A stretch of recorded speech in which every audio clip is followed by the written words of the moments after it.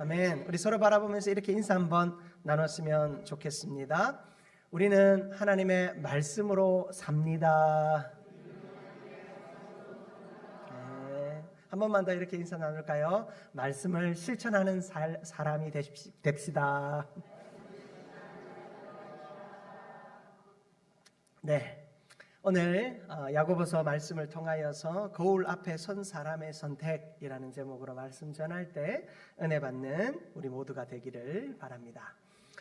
여러분, 19세기 영국의 소설가 오스카 와일드의 도리언 그레이의 초상이라고 하는 글이 있습니다. 여러분, 고전 문학 한 번쯤 이제 학창 시절에 읽어보셨다 하면 아마 다들 읽어보셨을 유명한 작품인데요. 여기에는 도리언 그레이라고 하는 아주 잘생긴 이제 청년이 등장합니다. 그 사람에게는 베질 홀워드라고 하는 화가인 친구가 있었는데요. 이 친구가 이 도리언이라고 하는 이 사람의 외모와 그 사람의 그 삶에 대해서 참 매력을 느끼고 이 친구의 그 초상화를 그려주겠다 합니다.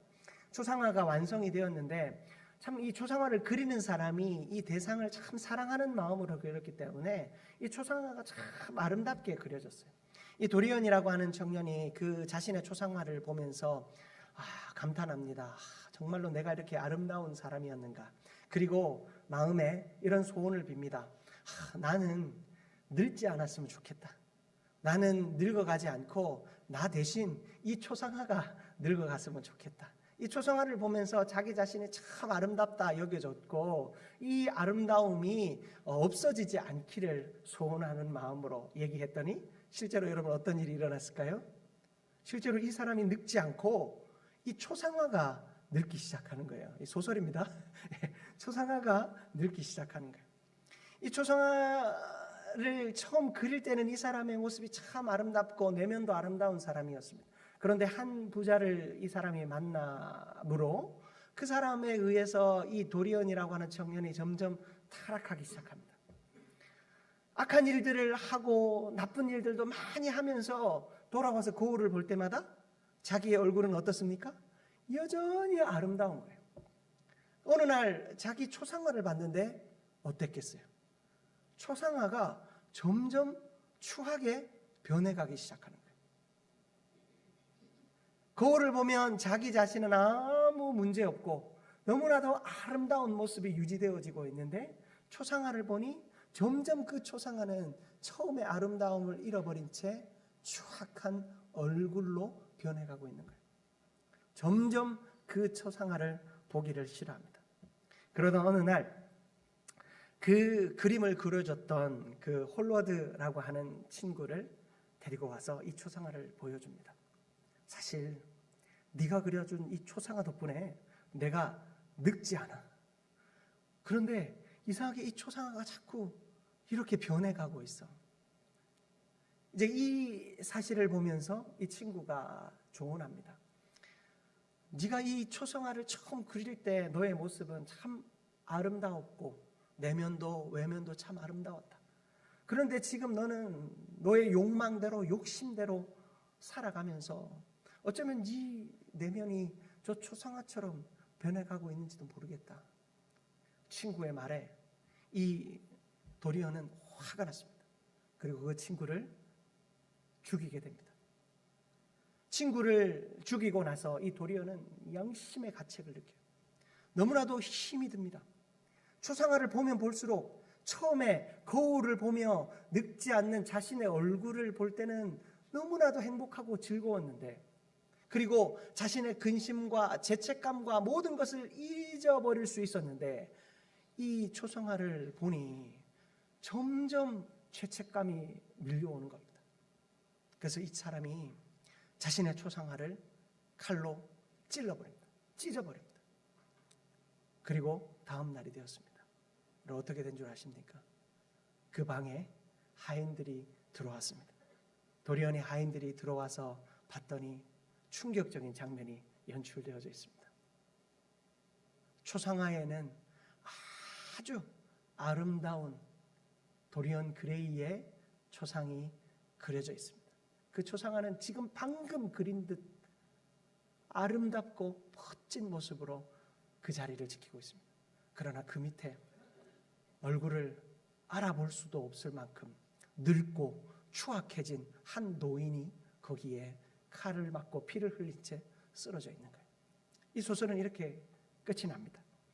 여러분,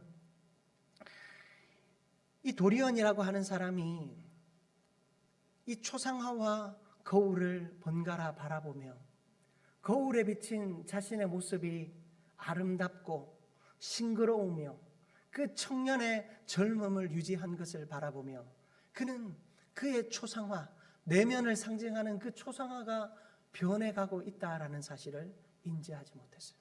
아니, 무시하고 살았죠. 힐끗힐끗 저게 진짜 내 모습이 아닐까? 내 초상화와 내 실제 모습이 변하지 않았다면, 바뀌지 않았다면 내가 저렇게 변하지 않았을까? 그런 생각하지 않았을까요? 하지만 점점 그것을 외면하기 시작해요. 거울에 비친 자신의 아름다운 모습을 보면서 그게 진짜 내 모습이다 착각했다가 이제는 그것을 믿기 시작하고 다른 것은 모든 진리를 부정하며 살아가는 인생이 되었습니다. 그리고 최악의 결과를 그는 맞이하게 되었죠. 우리는 하나님 안에서 예수 그리스도로 말미암아 새로운 인생을 선물 받았습니다. 지금 여기 있는 저와 이 자리에 앉아 계신 우리 성도님들의 삶은 예수를 믿기 전과 후로 완전히 달라졌습니다. 예수를 믿고 난 우리에게는 행복이 넘치고 기쁨이 넘칩니다. 제가 예전에 한번 이야기 드린 적이 있는 것 같은데요. 제가 예수를 중학교 1학년 때 인격적으로 만났어요. 모태신앙으로 자라왔지만 인격적으로 예수 그리스도를 만나지 못했어요. 중학교 1학년 때 말씀 속에서 예수 그리스도를 인격적으로 만난 후에 제가 그 금식의 은혜가 있었어요. 그래서 학교를 다니면서도 3일씩 금식하며 학교를 다녔어요. 배가 고프면 진짜 물을 마시면서 수업을 하고 집으로 돌아왔던 기억들이 나요. 그런데 어느 날은 수업을 하는데 선생님이 갑자기 수업을 멈추시더니 저를 보면서 이야기하시는 거예요. 야, 너는 무슨 좋은 일이 있어서 자꾸 희죽희죽 웃냐? 너 지금 내 필기하는 동안 딴짓했지? 하면서 선생님이 뭐라 하실 정도로 저는 늘 저도 모르게 얼굴에 기쁨이 가득했어요. 예수 그리스도를 만나면 내가 주체할 수 없는 기쁨과 내가 감당할 수 없는 감격들이 나를 이끕니다. 그렇게 우리의 인생은 변화되었어요. 예수 그리스도를 믿기 전과 후의 모습은 완전히 변화되었습니다.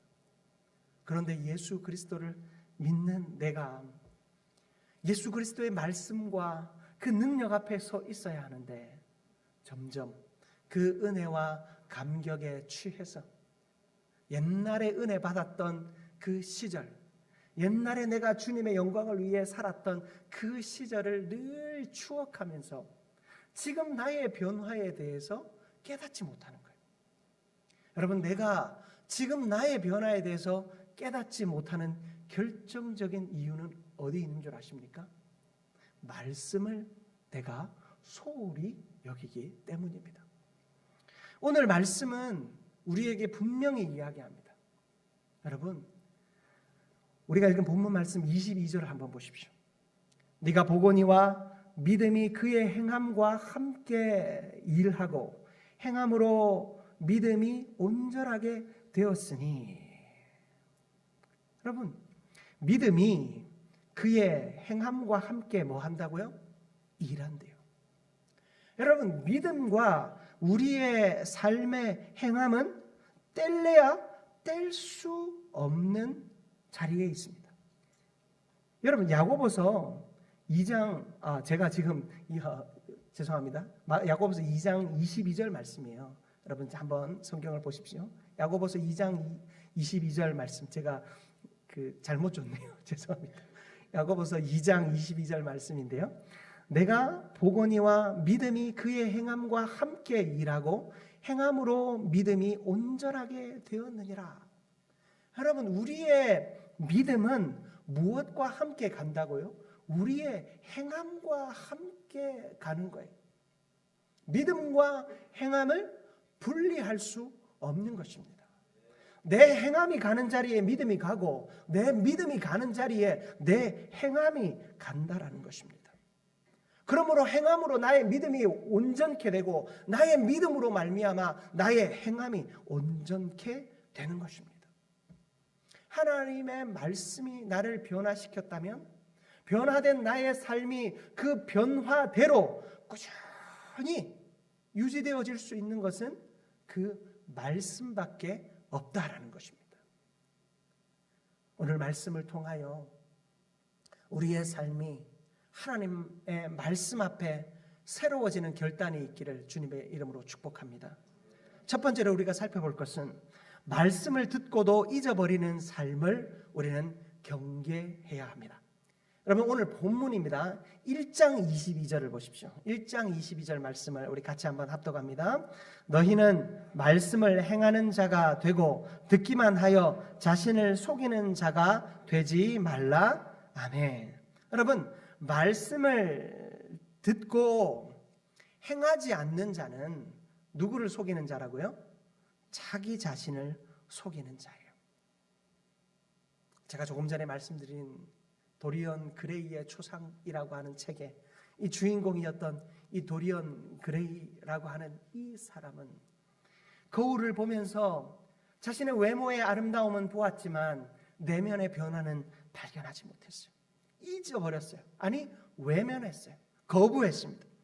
여러분 그것은 어떤 사람과 똑같은 사람이냐면 말씀을 듣기만 하고 행하지 않는 사람과 같은 사람이다라는 것입니다. 여러분 말씀을 듣고 우리의 삶에 적용하지 않으면 그 말씀을 행하지 않으면 우리의 영적 성장은 멈춥니다. 여러분 영적 성장이 멈춘 것을 여러분 우리는 그것을 영적 장애라고 말하는 겁니다. 영적 성장이 멈추어 있으면 이상한 거예요. 아이가 성장해서 태어나면 자라가야 하고 육체가 자라야 하고 몸 그 영혼이 자라가야 하고 지혜가 자라가야 하는 것은 당연한 일입니다. 그러나 우리 그리스도인들이 예수 그리스도를 인격적으로 만나고 예수 그리스도의 복음 앞에 선 우리가 자라가지 않는다라고 하는 것은 그저 멈춘 것으로 정의할 수 없는 일입니다. 성장이 멈추었다. 그것으로 만족할 수 없는 표현인 것입니다. 그리스도인은 끊임없이 자라가야 합니다. 성경은 우리에게 그 목표를 명확하게 제시합니다. 누구에게까지요? 예수 그리스도에게까지 자라가야 하는 것입니다. 예수 그리스도를 닮은 자의 삶으로 예수 그리스도의 거룩한 그 인격으로 성품으로 자라가야 하는 것입니다. 올해 우리 주일학교의 공과의 핵심 메시지가 성품이거든요. 여러분 우리가 예수 그리스도의 거룩한 성품으로 자라가는 것은 절대 포기해서는 안 될 일입니다. 우리가 예수 그리스도의 성품으로 자라가지 못하면 멈추어 있는 것이 아니라 그때부터 우리는 도태되기 시작합니다. 어떤 자리에서요? 영적인 자리에서 도태되기 시작합니다. 거울을 보면서 자라가지 않는 나를 보고 변하지 않는 나를 보면서 처음에는 그런가 하다가 나중에는 점점 외면하기에 이릅니다. 점점 나 자신은 아무 문제가 없다라고 생각하기에 이릅니다. 여러분 잘 아시는 사울의 이야기를 여러분 기억해 보십시오. 사무엘상 9장부터 31장까지는 사울의 이야기로 가득 채워져 있습니다. 여러분 사울은 처음에 하나님 앞에 이스라엘의 왕으로 부름받았습니다. 그의 외모는 뛰어나고 키가 준수한 청년이었습니다. 누가 봐도 왕의 감이었습니다. 그런 그 사람에게는 겸손함도 있었습니다. 아버지의 잃어버린 암나귀를 찾으러 나선 여정에서 사무엘을 만나 기름 부음을 받습니다. 그는 베냐민 지파 출신이에요. 베냐민 지파는 이스라엘의 12지파 가운데 가장 작은 지파예요. 그런 그 지파 속에서 하나님이 왕으로 세웠어요. 그는 겸손하였고 외모도 왕다웠어요. 왕다웠다라고 하는 것은 잘생기기만 하면 되는 게 아니라 전장에 나가서 그 무거운 그 칼과 방패를 휘두를 수 있는 힘이 있어야 돼요. 그런 키와 능력이 있어야 돼요. 사울은 그런 사람이었습니다. 그런 사람으로 부름을 받았고 암몬과의 전쟁에서 승리함으로 모든 백성이 그를 왕으로 추대했습니다. 그런데 그때 이 암몬과의 전투에서 그가 왕으로서 저 정도면 우리의 왕이 될 수 있겠다. 저 정도의 외모와 저 정도의 힘과 저 정도의 능력이 있는 사람이라면 우리의 왕으로 인정할 수 있다라고 백성들이 다 그를 칭송할 때 사무엘을 통해서 사울에게 하나님 말씀하십니다. 왕과 백성이 모두 하나님께 순종할 때에 이 나라와 당신이 복을 받을 수 있습니다. 당신이 그리고 이 백성들이 하나님을 거부하고 인간의 왕을 세웠어요. 이스라엘의 왕은 사사시대 이후로 누구였습니까? 사사시대까지 이스라엘의 왕은 하나님 자신이셨어요. 세상 나라 사람들은 그 인간의 왕을 세워서 전쟁도 하고 백성들을 통치했지만 이스라엘 백성들에게는 왕이 없었어요. 사사들만 있었어요. 그 사사는 철저하게 하나님의 대리자였어요. 그들의 크고 작은 문제들을 심판하는 재판관, 사사라는 말의 뜻이 그거잖아요. 재판관에 불과했어요. 통치자는 누구이셨습니까? 하나님이셨어요.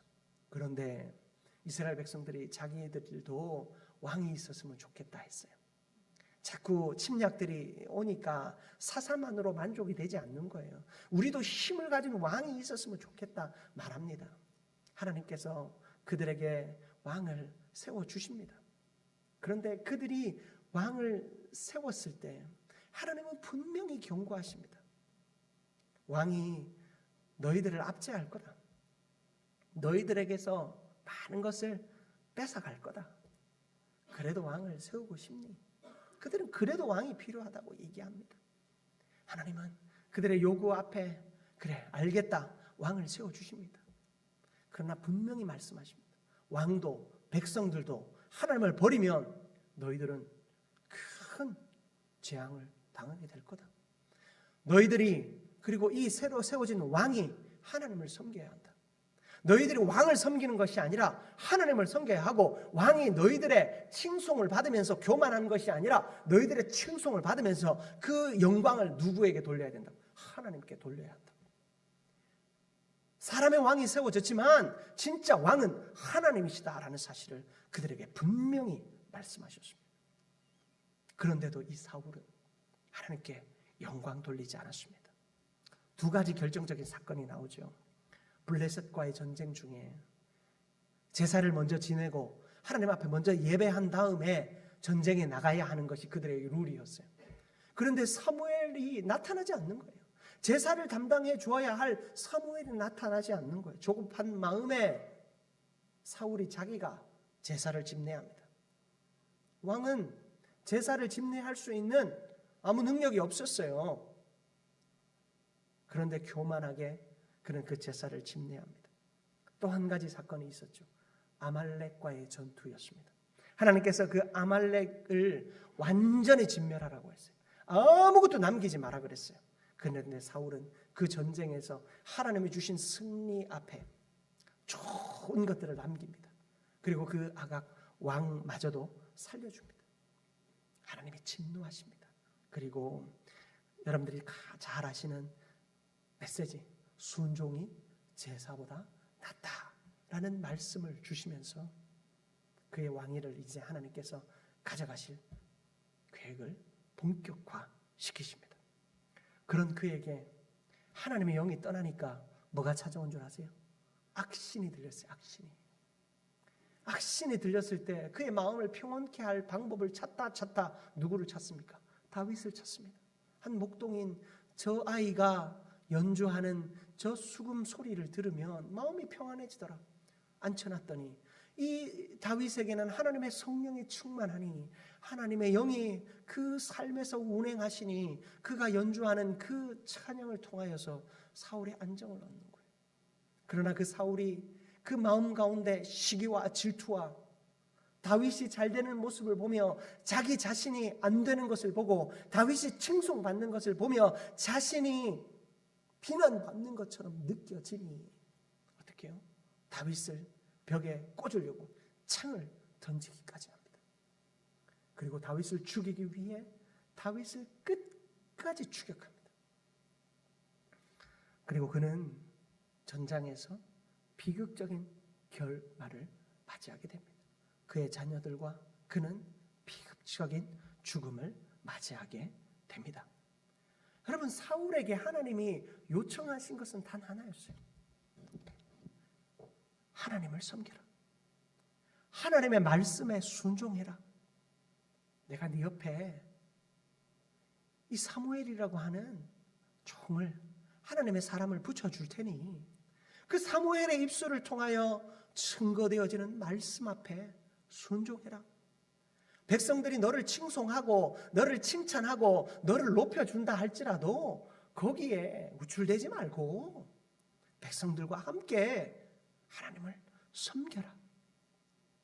그런데 사울은요, 처음에 하나님의 말씀을 섬기고 겸손히 하나님을 순종하고 겸손히 하나님을 바라보던 그 인생에서 왕이 된 자리에 취해서 자신이 변해가는 모습을 발견하지 못한 채 그 이유들을 바깥에서만 찾는 거예요. 너 때문에, 너 때문에, 너 때문에. 너만 아니었어도. 그렇게 자신이 변해가는 모습 속에 점점 하나님의 말씀을 잃어버렸기에 하나님의 말씀이 들려지지 않았습니까? 사무엘이 아무 말 하지 않았습니까? 끊임없이 사무엘은 이야기했고 하나님은 사무엘을 통하여 끊임없이 경고했지만 그는 외면하였습니다. 그런 그에게 찾아온 것은 비극적인 죽음밖에 없었습니다. 사랑하는 성도 여러분, 하나님의 말씀을 듣고도 잊어버리는 삶을 경계하시기를 축복합니다. 하나님의 말씀에 순종할 수 있는 우리 모두가 될 수 있기를 축복합니다. 말씀을 실천하며 살아가는 자만이 여러분 내 죄를 회개할 수 있고 나의 연약함을 고쳐갈 수 있습니다. 나의 잘못된 삶을 바로잡아 갈 수 있습니다. 저와 여러분은요 약해요. 여러분 저도 눈만 깜빡하면 죄를 짓습니다. 그러나 하나님의 말씀을 묵상하면 할수록 나의 죄가 보여집니다. 그저 거울을 보며 오늘도 하루 나 잘 살았네 그렇게 지나가는 것이 아니라 그 거울에 비친 내 모습을 바라보며 내 눈동자를 바라보며 그 속에 말씀하시는 하나님의 음성과 성령의 역사를 바라볼 때 하나님 오늘 하루 내가 하나님 앞에 지었던 죄를 용서하여 주옵소서. 하나님 내가 하나님의 말씀 안에 살아갈 수 있는 힘을 주옵소서. 여러분 그렇게 기도할 수 있게 되는 줄 믿습니다. 여러분 하나님 앞에 말씀에 나 자신을 늘 비추어 바라보며 나의 약함을 하나님의 능력으로 날마다 새롭게 하는 은혜가 있기를 주님의 이름으로 축복합니다. 두 번째로 여러분 말씀을 행하는 자는 그 삶에 복이 있음을 기억하시기 바랍니다. 25절 말씀입니다. 우리가 읽은 본문 25절 말씀 같이 한번 합독합니다. 자유롭게 하는 온전한 율법을 들여다보며 잊어버리지 아니하고 실천하는 자는 그 행하는 일에 복을 받으리라. 아멘. 여러분 자유롭게 하는 이 온전한 율법을 들여다보면서 여러분 누구를 보는 겁니까? 나를 보는 것입니다. 나의 어떤 모습을 보는 것입니까? 하나님의 역사하심을 보는 것입니다. 내가 그 율법을 바라보며 하나하나 실천하고자 하는 노력과 애씀이 우리 가운데 있어질 때, 여러분, 우리의 행하는 일이 무엇을 받는다고요? 복을 받게 될 줄 믿습니다. 그럼 복이 어디서 옵니까? 복이 어디서 옵니까? 복은 말씀을 실천하는 자리에서 오는 줄 믿습니다. 여러분, 제가 분명히 여러분에게 말씀드립니다. 복은 어디서 임하는가? 말씀을 실천하는 자리에서 임하는 줄 믿습니다. 말씀을 행하는 자에게 진짜 복이 있습니다. 누가복음 5장 4절에서 6절의 말씀을 보면 주님께서 베드로를 부르시는 장면이 나와요. 여러분, 주님께서 이 베드로를 부르실 때 이 베드로가 다른 사람들과 함께 이 고기를 잡으러 갔다가 아무것도 잡지 못하고 돌아와요. 그런 그에게 뭐라고 말씀하십니까? 깊은 데로 가서 그물을 던져라. 여러분, 이 이야기는 어부들에게 어떤 말이냐면, 우리 성적을 30점 맞고 돌아온 아들에게 엄마가 열심히 공부하면 100점 맞을 거야 말한 것과 같습니다. 여러분, 그 누가 몰라요? 열심히 공부하면 100점 맞는 건 누가 몰라요? 그게 안 돼서 문제지. 몰라서 안 됩니까? 여러분, 베드로도 어부라 누가 어떻게 고기를 잡으면 잘 잡는지 너무나도 잘 압니다. 여러분, 제가 한번 얘기 드린 적 있습니까? 그 매형이 이제 고기를 잡으시는데 애들이 고기를 잡는 모습을 보고 싶다고 해가지고 이제 배에 태워서 갔어요. 이제 원래 그 애들 배에 태우면 이제 승선 신고를 다 해야 되는데 살짝 갔어요. 살짝. 이거 설계 남으면 안 되는데 갔어요. 갔는데 이제 대낮에 간 거예요. 여름에. 그런데요, 그물을 쫙 내렸어요. 쫙 끌어올리는데 뭐가 잡혔게요? 아무것도 안 잡혔어요. 아이들이 큰 실망하고 돌아왔어요. 여러분, 왠 줄 아세요? 지금 고기가 잡힐 때가 아닌 거예요. 거기에 고기가 있지도 않고, 그리고 날이 뜨거워서 고기가 위로 올라오지도 않아요.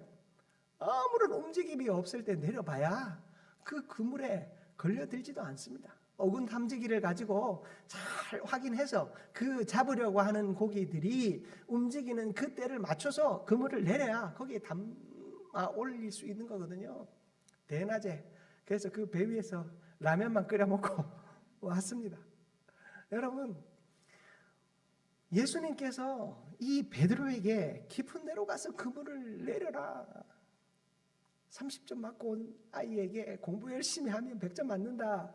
여러분, 그 얘기 지금 하고 계신데 이 시몬 베드로는 뭐라고 말합니까? 우리가 우리의 지식과 능력과 경험을 총동원해서 밤새 수고하고 애썼는데 한 마리도 잡지 못했습니다. 그러나 내가 당신의 무엇을 의지해서요? 말씀을 의지해서 내가 그물을 내리리이다. 베드로가 일면식도 없는 사람의 그 말을 듣고 그가 전하는 그 말씀에 의지하여서 그물을 내렸을 때 잡은 것이 심히 많아 그물이 찢어지는지라 성경은 기록하고 있습니다. 여러분, 우리는 말씀을 의지할 때 능력이 나타나는 줄 믿습니다. 여러분, 하나님의 말씀이 때로는 이해되지 않고 나의 마음에 충분히 설명되어지지 않을 때도 있습니다. 제가 목회자로서 모든 성도가 이 한 구절을 똑같이 다 이해했으면 좋겠다 해서 애를 쓰고 노력해서 말씀을 전하지만 어떤 이들은 아멘 하고 받아들이는 이가 있는가 하면 저 말씀은 어렵다 하는 사람이 있고, 또 어떤 이는 우리 목사님 말씀은 참 별로 가벼워 하는 말씀도 있을 수 있고, 우리 목사님은 말씀이 너무 어려워 하는 말씀도, 그 이야기가 있을 수도 있다라는 거예요. 그러나 분명한 것은 저의 해석과 저의 어떤 방법론이 여러분의 그 말씀을 깨닫게 하는 것이 아니라 그 말씀에 순종하고자 하는 여러분의 믿음의 의지가 여러분을 말씀 안에 살게 하고 말씀을 깨닫게 하는 줄 믿습니다. 말씀을 보면서 거울을 비추듯 그냥 겉핥기로 지나가면 여러분 그 말씀은 여러분에게 어떤 능력도 나타나지 않습니다. 그러나 그 말씀을 보며 누구를 보아야 합니까? 나 자신을 보아야 되는 거예요. 나의 내면을 보아야 하는 거예요. 도리언 그레이라고 하는 이 가상의 청년이 초상화는 뒤로 물려버린 채 거울만 바라보며 자신의 아름다운 외모에 취해서 자신의 추악한 삶을 돌아보지도 못하고 자신의 삶을 지적하는 가장 사랑하는 친구를 칼로 죽이게 되는 그런 비극적인 결말을 보며 여러분 우리의 삶을 한번 비춰볼 수 있기를 축복합니다. 여러분 말씀이 우리를 변화시키는 줄 믿습니다. 내가 내 경험과 내 능력과 내 의지로 아무리 노력해도 하나도 이룬 것이 없지만은 주의 말씀 의지하여 내가 그물을 내리리이다. 주의 말씀을 의지하여 내가 순종하겠나이다. 주의 말씀을 의지하여 내가 기도해 보겠나이다. 주의 말씀 의지하여 내가 섬겨 보겠나이다. 주의 말씀 의지하여 내가 헌신해 보겠나이다. 여러분 이 우리의 고백이 저와 여러분을 살릴 줄 믿습니다. 여러분 도망치지 마십시오. 뒷걸음치지 마십시오. 과거의 영광에 취해 살아가지 마십시오. 2월 한 달 동안 우리 유초등부 또 중고등부 또 청년대학부가 성경학교와 수련회를 가졌어요. 이 시간들 속에서 우리가 깨달은 것이 하나 있습니다. 하나님을 의지하고 성령을 의지하고 역사하실 그 주님을 바라보고 우리가 나아가면 그곳에서 하나님이 은혜를 부으시더라라는 거예요. 우리 안에 확신이 없을 수 있어요. 왜요? 경험해보지 못한 것에 대해서는 우리가 확신이 없거든요. 은혜를 경험해보지 못한 사람은 그 은혜의 자리에 대해 확신이 없어요. 그런데 사모하는 자에게 역사가 일어나요. 우리 청년부 집회에 우리 성도님들과 함께 참여했는데요. 목사님이 애를 써서 기도하더라고요. 말씀을 선포하면서 기도하면 하나님이 응답하신다. 이야기를 1시간 동안 하시는데요. 여러분 그 속에서 제가 무엇을 들었냐면요. 우리 목사님이 청년부 목사님이 확신이 있구나. 네, 제가 너무 기뻤어요. 목사님 확신을 가지고 우리 청년들에게 선포하니까 여러분 거기서 기도의 역사가 일어나더라고요. 여러분 우리가 신뢰하고 확신하면 역사가 일어나는 줄 믿습니다. 아무것도 안 될 것 같고 아무런 변화가 없는 것 같아도 말씀 의지하고 신뢰하고 확신하고 선포하고 부르짖으면 하나님 말씀하시는 줄 믿습니다. 우리의 믿음이 그 하나님의 그 역사하심 앞에 신뢰함으로 행하는 자 되어 그 행하는 자에게 주시는 복을 누리는 은혜가 있기를 주님의 이름으로 축복합니다. 말씀을 마무리하기 원합니다. 여러분 우리 모두가 거울 앞에 서 있습니다. 주일 예배를 드릴 때, 수요 생기 예배를 드릴 때, 새벽 기도회를 할 때, 가정 예배를 드리실 때 여러분은 거울 앞에 늘 서 있습니다. 그 거울에서 여러분들의 겉모습만 그저 훑어가듯 스쳐버리지 마시기 바랍니다. 오늘 하루도 잘 보냈어, 수고했어. 여러분을 격려하는 것으로 그치지 마시기 바랍니다. 말씀 속에서 나에게 주시는 음성을 들으시기를 바랍니다. 내 감추어져 있는 내면을 열어 보여주는 그 하나님의 말씀에 집중하시기를 바랍니다. 올 한 해 여러분 우리가 교회에 나오실 때 여러분 이 말씀을 통하여서 내가 변화되어질 것을 기대하는 마음으로 나오시기 바랍니다. 그 기대하는 마음이 하나님 앞에 상달되어지면 나는 변화되어지는 줄 믿습니다. 여러분 그런 변화를 우리 모두가 맛볼 수 있기를 축복합니다. 그리고 그 말씀 앞에 선 자에게 주시는 하나님의 복을 다 받아 누리는 저와 여러분들 되시길 바랍니다. 소원이 있습니까? 간절한 기도의 제목들이 있습니까? 하나님 응답하실 것입니다. 역사하여 주실 것입니다. 은혜로 이루어 주실 줄 믿습니다. 믿음 있는 자에게 하나님은 일하십니다. 그러므로 여러분 뒷걸음 치지 마십시오. 여러분 가려두지 마십시오. 나를 부르시는 주님의 음성 앞에 순종하십시오. 하나님이 역사를 이루어 주실 것입니다. 그 은혜 속에 온전히 나아가는 우리 모두가 되기를 주님의 이름으로 축복합니다.